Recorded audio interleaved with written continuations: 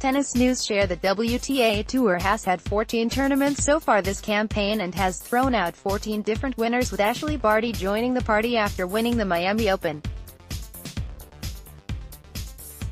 Even more interesting is the fact that the major events, the Australian Open, Premier Mandatory and Premier 5, have been won by players under the age of 23.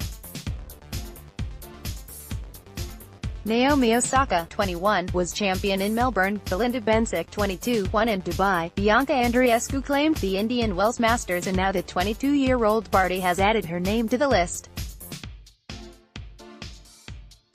When asked by WTA Insider about the success of the youngsters on the tour, the Australian replied, "Yeah, it's phenomenal. It is.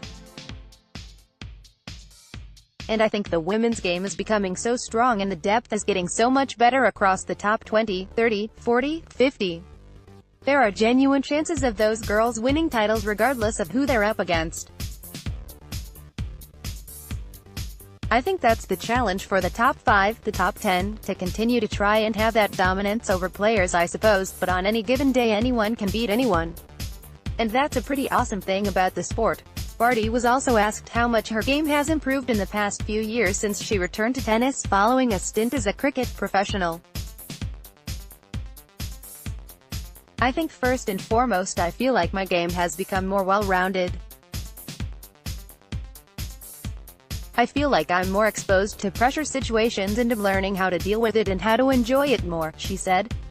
"When I can go out there and play my brand of tennis, that's when it becomes most exciting and most enjoyable for me. I'm being able to do that more and more often, and I think the best thing is I do feel like I belong on this tour. I feel like when I play my best, I'm good enough to match it with the very best in the world.